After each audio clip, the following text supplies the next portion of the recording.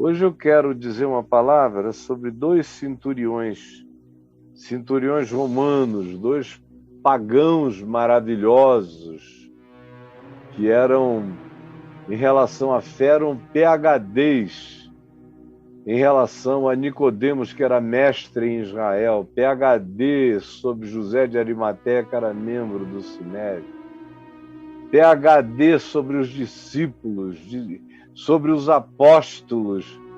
Jesus disse que ele era PhD sobre qualquer outra pessoa em Israel. Ele disse: em verdade eu vos digo que em todo Israel jamais encontrei uma fé como esta. Fé. Que fé é esta? É desse homem que chega a Jesus, quando ele entra em Cafarnaum, você está vendo aí o texto, e se apresenta diante dele como um centurião romano, implorando. Centuriões não imploravam a ninguém, eles eram os poderosos, ainda mais esse aqui, que era o chefe das forças de ocupação romanas na região da Galiléia.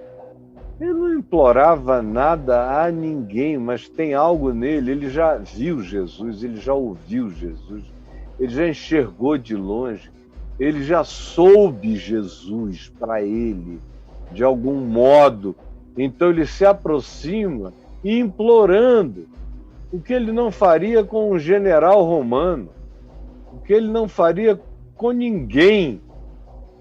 Todavia, em relação a Jesus, ele faz, ele implora, ele se dobra, ele se verga, ele pede, ele derrama lágrimas, ele se sensibiliza todo, ele deixa para trás os protocolos, as insígnias, os ranqueamentos, o poder e a representação político-ideológica que ele carregava, ele esquece isso tudo.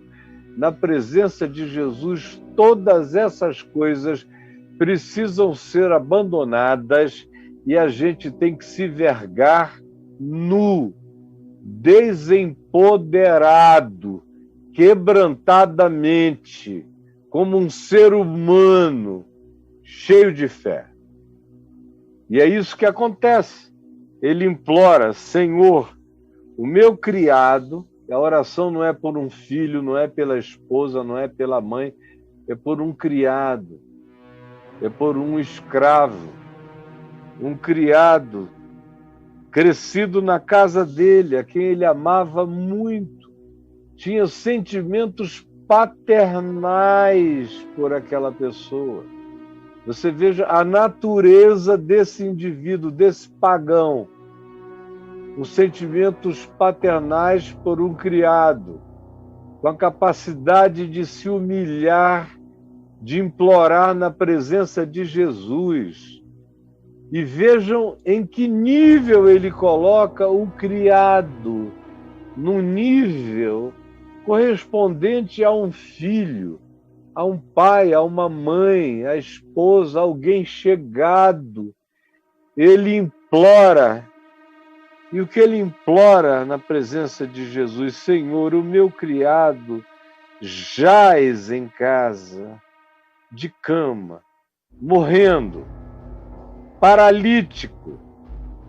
Foi tomado por uma enfermidade que foi produzindo paralisia nele, nas pernas, nos braços, talvez um derrame radical.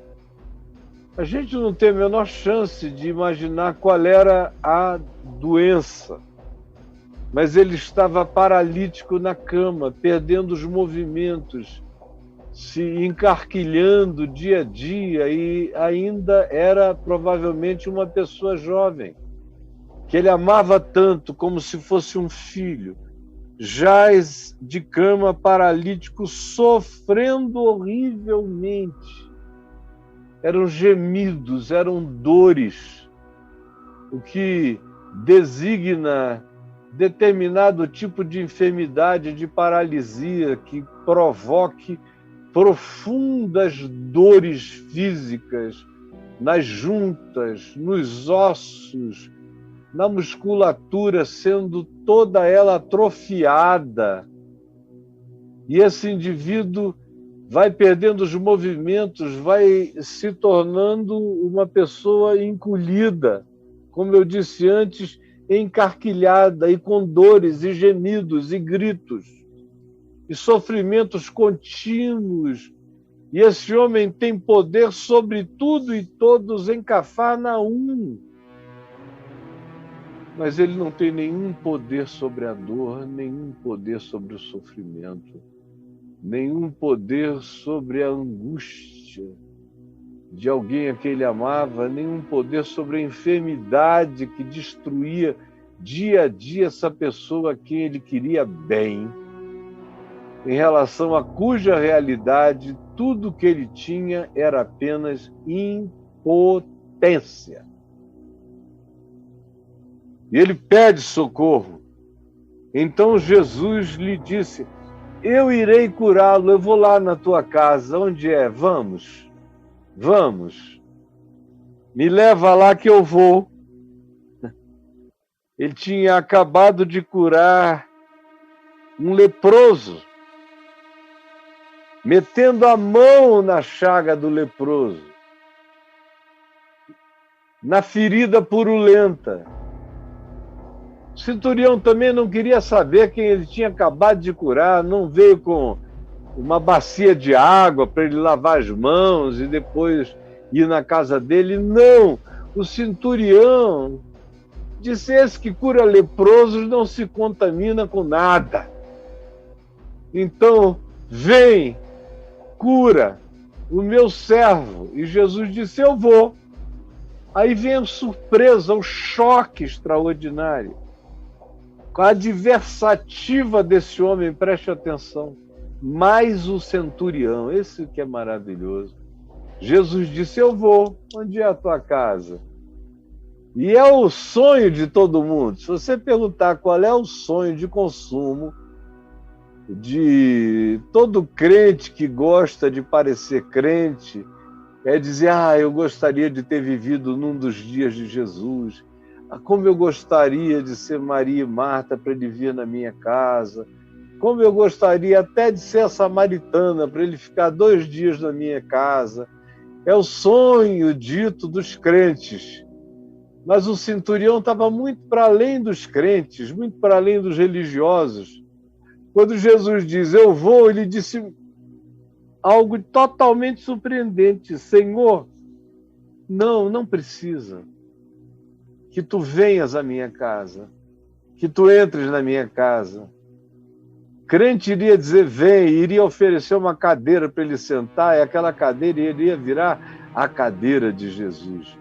O copo no qual ele bebesse ia virar o copo de Jesus. O prato no qual ele comesse seria o prato de Jesus. A comida que ele comesse iria ser o cardápio de Jesus. Se fosse coisa de crente, hoje, como os crentes são, não apenas de hoje, mas desde muito tempo atrás, desde que a fé em Jesus se transformou em crença religiosa, desde que o santo de Deus em Cristo se transformou no sagrado do homem, apelidando Jesus, desde esse tempo, especialmente desde o 4º século, é que seria assim. Tudo seria fetiche e tudo teria um poder extraordinário. Nos nossos dias, meu Deus, isso aí iria render milhões e milhões e milhões e milhões.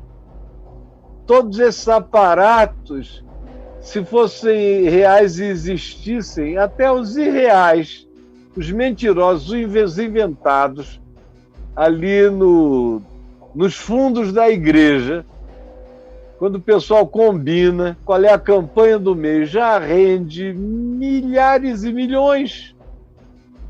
Sendo tudo falso, sendo tudo fajuto, imagine, se fosse mesmo arqueologicamente comprovado, seria o fetiche dos fetiches, ia ter gente querendo chupar o pau do pratos. Os pratos eram, na maioria, de madeira, Ia ter gente querendo fazer qualquer coisa, pagando milhares e milhões para beber na caneca de Jesus, só um golinho.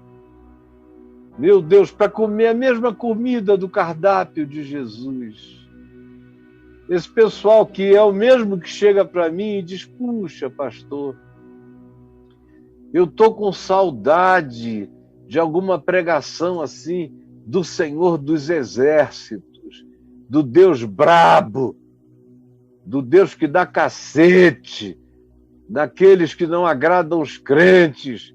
Eu estou com saudade de uma coisa concreta assim, para eu pegar, me ofereça uma pedra santa de Jesus, uma pedra linda, que você tenha trazido de algum lugar, uma pedra do Sinai. Olha que coisa maravilhosa, uma pedra do Sinai, coisa linda, um seixo do mar da Galileia.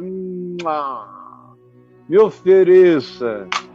Aqui em casa eles só são pedra, que nem eu trouxe, me deram, porque eu mesmo nunca trouxe nem uma folhinha da Terra Santa. E se eu fiz isso, foi porque me deram, eu botei dentro da minha Bíblia e esqueci. Mas eu mesmo nunca fui e peguei, a não ser há muitos anos no passado, eu peguei pedras do deserto do Sinai e dei para alguns amigos que tinham vontade de ter aquelas pedras vermelhas, rosas, pretas, tão diferentes. Eu coloquei pregadas num madeiro, numa base, e eles levaram como presentes, mas era para eles e era só um presente, nada místico. Eu não disse que havia nenhuma graça especial, ao contrário, é só uma lembrança, é um souvenir, só isso. Mas para crente, se Jesus entrasse na casa deles, tudo iria virar fetiche de Jesus, os objetos sagrados de Cristo, conforme a crença religiosa faz até o dia de hoje. O centurião, porém, era mais crente do que os crentes. Tinha mais consciência espiritual do que os religiosos. Ele sabia que Jesus era santo, mas não era um objeto de fetiche. Aí ele diz, não preciso que tu entres na minha casa, eu não sou digno de que tu entres em minha casa. Não precisa. Mas apenas fala uma palavra, manda uma palavra, ordena uma palavra de cura ao meu servo. E o meu rapaz, era jovem, portanto, e o meu rapaz ficará curado. O cara abre mão daquilo que é o sonho de consumo de todo religioso. Jesus entrou na minha casa. Isso aqui é o Sagrado Coração de Jesus. Qualquer coisa. Meu Deus. Não, esse homem está para além da crença. Está para além do fetiche. Está para além dos lugares sagrados. Nem a casa dele, ele gostaria que se transformasse numa espécie de paróquia de Cristo, só porque Jesus entrou lá. Não sou digno de que tu entres na minha casa, mas apenas manda uma palavra e o meu servo ficará curado. Olha que coisa linda, pois eu também sou um homem sujeito à autoridade, eu tenho autoridades superiores sobre a minha vida. E tenho soldados às minhas ordens. E eu digo a este, vai, e ele vai, e a outro, vem, e ele vem. E também aqueles que estão sobre mim, quando eles me dão qualquer ordem, eu obedeço. Eu conheço o significado de autoridade e poder. E sei que os meus generais nunca viriam à minha casa me dar uma ordem. Eles só mandam uma palavra. ou escreve um documento, eu leio e obedeço. É a palavra de autoridade. Também os meus soldados. Basta eu fazer uma leve menção do que tem que ser feito, eles saem na direção de realizar o meu intento. Isso é aqui, na hierarquia militar. A gente obedece para cima e os que estão abaixo obedecem para baixo. Tu és a autoridade suprema. Tu és. Eu não preciso que tu entres na minha casa, eu não sou nem digno disso. Quando Jesus ouviu essa palavra, admirou-se imensamente e disse àqueles que o seguiam, discípulos, apóstolos e curiosos, passando por discípulo, gente que estava ali à volta porque eram os reis da beirada, não podiam perder nada, mas não se comprometiam com coisa alguma. Jesus, ouvindo isso, disse àqueles que o seguiam, em verdade vos afirmo, afirmo é a palavra, afirmo, em verdade vos afirmo. E olha o que ele afirma, que nem mesmo em Israel, no meio de todos os religiosos, em todas as sinagogas, entre os teólogos, entre os mestres, entre os rabinos, entre todos os que têm fé, em Israel eu nunca, na terra da religião, no povo da religião, nas crenças da religião, eu jamais encontrei uma fé como esta. Jamais. Aí vem o pior de tudo. Quando ele afirma ainda, digo-vos, é Jesus falando, que muitos, a porta é estreita, o caminho é estreito. Mas, segundo Jesus, enquanto a gente vai lendo os evangelhos, ele só usa a palavra muitos. Muitos virão para aqueles que não pertencem à religião. Na religião, ele diz, esforçai-vos. A religião, ele diz, vocês vão ficar de fora, vocês vão ser os que vão bater, como os que ficaram de fora da arca de Noé, quando o dilúvio chegou. Vocês têm todas as oportunidades todos os dias e não entram nunca, procrastinam sempre, adiam o tempo todo. Vocês são os reis da gestão do atraso. Por isso eu vos digo que muitos, enquanto a maioria de vocês não entrará, muitos entrarão. E eles virão de onde? Virão do Oriente. Virão do Oriente. Nos dias de Jesus, o Oriente mais conhecido era a Índia. Mas se sabia da China. Eventualmente, alguns comerciantes sabiam do Japão, Oriente. Mas a Turquia já era o Oriente. Muitos virão do Oriente. Todos esses lugares, culturas totalmente não judaicas. Gente que cresceu no meio de outros deuses, de Confúcio. Gente que seguia outras filosofias. Gente que seguia o budismo. Ou gente que seguia os muitos deuses hindus no Oriente. Enfim, aonde quer que já se concebesse o Oriente. O Oriente era tudo que os judeus não consideravam alguma coisa onde pudesse haver gente salva. Aliás, no Velho Testamento, existem textos que denunciam os cultos do Oriente, as crenças do Oriente, os ensinos do Oriente. E Jesus passa por cima disso tudo e desses todos e diz, em verdade, eu vos digo que muitos virão do Oriente, muitos virão do Ocidente. Ocidente para Jesus já tinha a ver com todo o norte da África, com a região sul da Europa, com a Europa, que já eram realidades completamente conhecidas desde a antiguidade. O próprio Jonas, o profeta, quando quis fugir de Deus, pegou um navio para Tarsis, na Espanha. Jesus diz do Oriente e do Ocidente.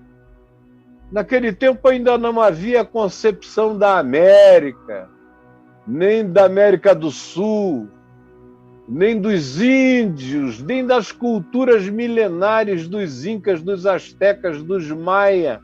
Mas quando ele diz do Ocidente, ele, conquanto os outros não soubessem o que havia de amplidão para além da Europa, para além da África, no Ocidente, Jesus sabia.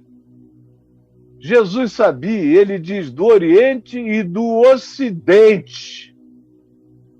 Só dizer que gente do Oriente e do Ocidente estavam incluídas no que ele incluiria já era um absurdo, uma absoluta heresia.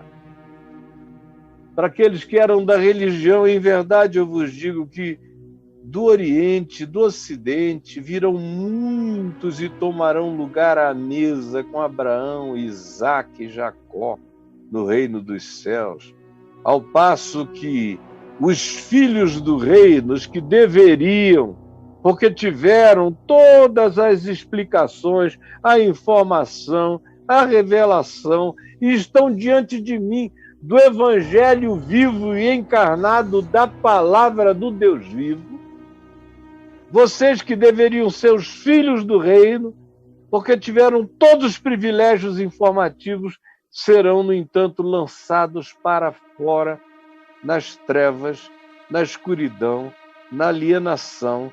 E quando vocês virem isso, então haverá choro e ranger de dentes, que é a expressão usada para designar inferno. O inferno está aqui como oportunidades repetidas e não aceitas. E as pessoas vão se colocando fora do reino. Vão se colocando fora, não são expulsas, se expulsam. Não são expulsas, só não entram.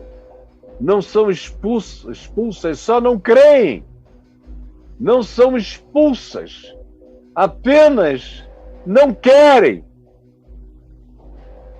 E depois não entendem a razão do inferno as habitar, com as angústias crescentes de choro e ranger de dentes, que já começa aqui, quando a gente vê os filhos da religião sofrendo, angustiados, com choro e ranger de dentes, alguns já buscando a morte, o suicídio, a depressão, a agonia, porque nunca quiseram ouvir, crer e entrar pela porta do reino, que não é a porta da igreja do templo, é a porta da fé, é num lugar invisível, é no coração, como foi com o centurião, que disse, não é na minha casa, e eu não sou digno nem que tu entres lá, isso é tolice. Eu só quero a tua palavra. É a tua palavra, crida, que realiza tudo e que nos inclui na vida. Isso eu quero, ser incluído no que tu chamas de vida. E Jesus então se admira e diz, em todo Israel eu nunca vi uma fé como essa. No texto de Lucas 7, de 1 a 10, a exclamação de Jesus é ainda mais forte. Ele toma ar, em verdade eu vos digo que todo Israel eu nunca encontrei. Eu nunca encontrei uma fé como esta. Não achei. Eu tenho procurado, mas não achei uma fé como esta. Então disse Jesus ao centurião. Então disse Jesus ao homem sem religião. Então disse Jesus ao homem sem religião, ao homem sem fetiche, ao homem sem sagrado, ao homem de fé, que cria nos poderes do invisível. Ele não diz, vai lá e fala uma palavra no ouvido do meu servo, bota a mão sobre ele. Não precisa nem chegar, nem ir, nem andar, nem entrar. É só falar que tu queres. Não precisa gritar. Basta tu dizeres, eu quero. E o meu servo vai ficar curado. Então disse Jesus ao centurião, vai-te para casa e seja feito conforme a tua fé. Conforme aquela fé, ainda que o moço estivesse morto, ele viveria. O moço estava todo enquirquilhado, todo atrofiado, quando o centurião chegou lá e entrou em casa. O servo estava completamente curado, em pé, refeito, forte. Tinha retornado a ele toda a vitalidade da juventude, o poder, a energia. Imagina a alegria, o abraço, o beijo, o peito no peito daquele homem forte, abraçando o seu servo como um pai abraça um filho, beijando-o como quem beija a face de Deus com toda a gratidão. Que coisa extraordinária! É aqui no Evangelho que estão as cenas mais maravilhosas de toda a história humana. Você não vê nada tão lindo em toda a história dos romanos, nem em toda a história grega. Para ter uma coisa mais bonita tem que ser um mito. Porque você não acha isso em lugar nenhum, em cultura nenhuma, em coisa alguma. Tem que ser algo relacionado a Jesus para carregar essa beleza, esse poder, essa fascinação incomparável. E esse homem é extraordinário, ele não quer dar trabalho a Jesus, ele já passou das besteiras, ele já passou das fisicalidades, ele já passou das crenças fetichistas. Abençoa essa pedra. Se fosse crente, um pouco mais reservado, ele iria dizer, abençoa essa pedra, bota a tua mão. Ai, meu Deus, essa pedra está ungida. Agora eu vou levar, vou colocar embaixo do travesseiro dele para ele ficar curado. Como fazem comigo? Trazem fotos, trazem panos, trazem tudo. Tem gente que chega, não é antigamente não, é agora, onde eu vou? E aí as pessoas vêm falar comigo, fazem filas que duram 2 horas, 2h30, 3 horas às vezes. E tem gente que chega, eu suado, aí passa um lenço na minha testa, me enxugam. Eu penso que estão me enxugando e a pessoa daqui a pouco dobra e beija e diz, eu vou levar e vou passar esse suor na testa do meu marido quando ele estiver dormindo para ver se ele se converte. E eu digo, não faça isso não precisa. Isso é fetiche, isso não converte ninguém. Não converte. Eu te garanto que não converte o teu marido. Mas as pessoas são assim, porque elas não creram no Evangelho até hoje. O outro centurião, que aparece aí mencionado em Mateus 27, 54, que surpreendentemente tem uma história bem mais curta para eu concluir agora. É quase só ler. Jesus está morrendo, é a cena da crucificação, Desde o meio-dia ele está assim agonizante, pregado ali, já há algum tempo. Aí quando chega ao meio-dia, a terra vai escurecendo. Até a hora nona, até as 3 da tarde, por volta da hora nona, das 3 da tarde, clamou Jesus em alta voz, Eli, Eli, lema sabachthani, que quer dizer, Deus meu, por que me desamparaste? Era uma alusão explícita ao Salmo 22, ao cumprimento do Salmo 22. Aí os que estavam ali não entenderam nada, pensavam que ele estava chamando por Elias. Ele não estava, ele só estava repetindo o Salmo 22, dizendo, essa profecia está se cumprindo em mim.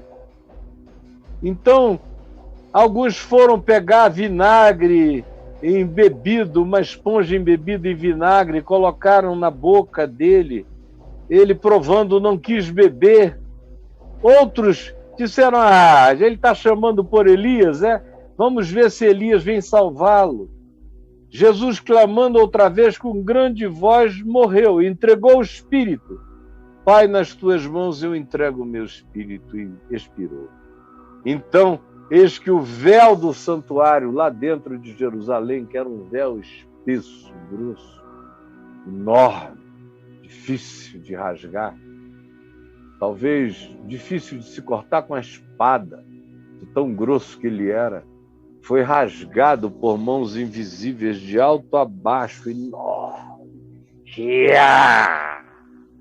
Atrás do véu tinha o Santo dos Santos. Para quem entende a arquitetura do Templo de Jerusalém, aquilo era um símbolo mostrando que a separação entre Deus e os homens tinha sido rasgada pelas mãos divinas, de alto a baixo, que o caminho para o acesso a Deus estava garantido na cruz. O caminho de acesso a Deus está garantido na cruz. O véu foi rasgado de alto a baixo, porque o caminho de acesso a Deus está garantido na cruz. Rasgou-se o véu do santuário em 2 partes, de alto a baixo. Tremeu a terra, fenderam-se as rochas, abriram-se os sepulcros, e muitos corpos de santos que dormiam ressuscitaram e, saindo dos sepulcros depois da ressurreição de Jesus, entraram na cidade santa e apareceram a muitos. Aí vem onde eu quero chegar, no verso 54, preste atenção. Tinha um centurião ali. Não era o centurião da Galiléia, era outro centurião, era o centurião das forças de ocupação em Jerusalém. O centurião estava incumbido de guardar aquela crucificação que era a mais importante, em relação à qual ele já fora incumbido. Lá estava ele, cuidando para que tudo acontecesse conforme as ordens e os ritos e as liturgias da execução romana por crucificação. Lá estava ele. Quando tudo isso aconteceu, o centurião e os que com ele guardavam o corpo de Jesus pendurado na cruz, vendo o terremoto e tudo o que se passava, a escuridão, as rochas quebrando, aquela coisa completamente alienígena, ficaram possuídos de grande pavor, de temor, de um medo assombroso. E eles disseram, o centurião e todos os outros com ele, chocados, disseram, verdadeiramente, este é o Filho de Deus. Outra vez, são os de fora que recebem a revelação primeiro. É o centurião da Galiléia, é o malfeitor ao lado de Jesus, que olha para o lado e entende que Jesus está tomando o lugar dele, crê que Jesus poderia justificá-lo, apesar dele ser um injusto. e afirma isso a Jesus. Lembra-te de mim, Jesus disse, hoje mesmo tu estarás comigo no paraíso. É um outro de fora, é um outro marginal. E agora aqui é o centurião, com os que o ajudavam outros soldados romanos. Verdadeiramente este é o Filho de Deus. Enquanto em Jerusalém estavam cuidando para que o corpo de Jesus fosse selado numa tumba, para que guardas fossem postos à porta, para que não houvesse nenhuma história de ressurreição, nenhum malogro, nenhuma fake news, tudo isso. Mas o centurião romano e os que com ele estavam diziam, este é verdadeiramente o Filho de Deus. Impressionante como quanto mais o indivíduo se chafurda de religião, nada no pântano do sagrado e das crenças fetichistas de todos os tipos. Tem gente que é um crucifixo, tem gente que é água benta, tem gente que é água fluidificada, tem gente que é a rosa ungida, tem gente que é a Bíblia Sagrada. A Bíblia Sagrada. Não vou nem pegar a minha, que ela não merece ser maltratada. A Bíblia Sagrada é o meu fetiche, Senhor. Eu não digo isso para Deus, mas eu abro no Salmo 91 para expulsar demônios lá em casa. A Bíblia Sagrada. Glória a Deus. Ou então, é um pastor ungido, você assim considera. Ou então, é um culto de poder. Ou como tem gente que vem para mim e diz, não, quando eu subo a montanha e eu oro lá, Deus me ouve sempre. Eu digo, mas por que precisa subir a montanha? Jesus disse, entre no seu quarto e fale com seu pai. Não, é porque entrar no quarto é pouco demais, eu gosto de suar, fazer um esforço até chegar lá no topo, resfolegante. Aí Deus vê o meu sacrifício, eu falo, eu acho que ele me ouve melhor lá de cima. Tudo isso é coisa que o centurião não faria. É coisa que nenhum pagão faria. Isso é coisa de gente da religião, que vai ficando boba de religião, de crenças. O centurião está para além disso. Ele já está adorando a Deus em espírito e em verdade. Não está preso a lugares, nem a templos, nem a shrines sagradas, nem a águas bentas, nem a imposição de mãos de Jesus. Ele crê que nem isso precisava, bastava uma palavra. E ele cria, e aquela palavra era energizadora de tudo, era a autoridade que realizaria qualquer desejo divino. E ele pedia que o desejo de Jesus fosse igual ao dele, que Jesus curasse o servo a quem ele amava. Aí a gente está separando os meninos dos homens, não é, gente? Esses centuriões trazem lições extraordinárias. Todos os pagãos do Novo Testamento trazem lições maravilhosas. As maiores manifestações de fé e de revelação de Deus aconteceram aos pagãos que estavam fora das fronteiras da religião.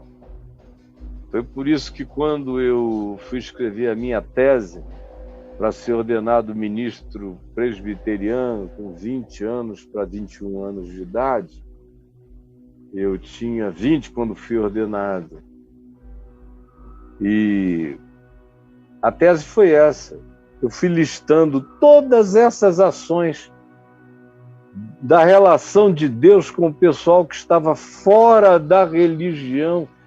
E chocado, fui verificando que as maiores manifestações de fé e as maiores respostas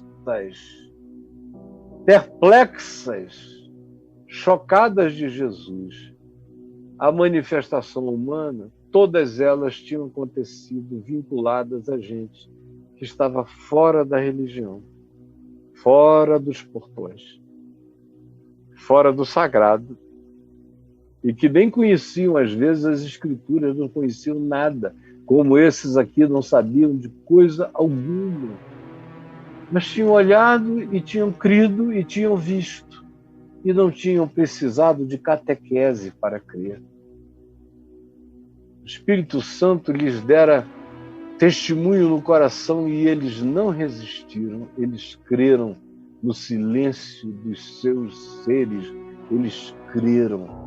Eles foram esmagados pelas evidências do amor de Deus e creram e confessaram e fizeram a boa confissão, não apenas com a boca, mas porque creram com o coração e porque manifestaram com as ações e obras das suas decisões, com os frutos das suas confissões.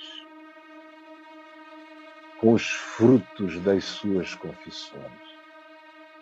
Eles manifestaram o que criam pelos frutos das suas confissões. Você entendeu?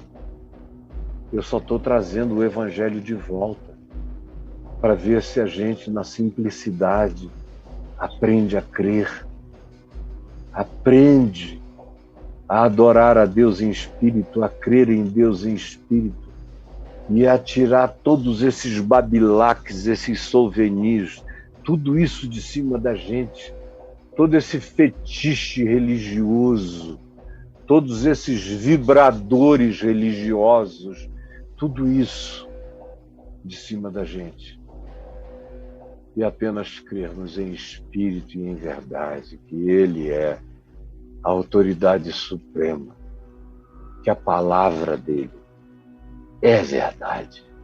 Senhor Jesus, eu peço agora que essa palavra realize hoje aquilo que ela realizou na vida de todo aquele que creu,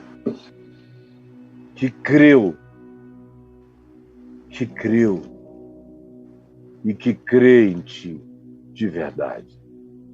É o que eu te peço agora, com meu coração curvado, quebrantado, clamando a Ti, me unindo ao centurião, eu que, como ele, sou apenas um pagão que creu. Em nome de Jesus. Amém e amém.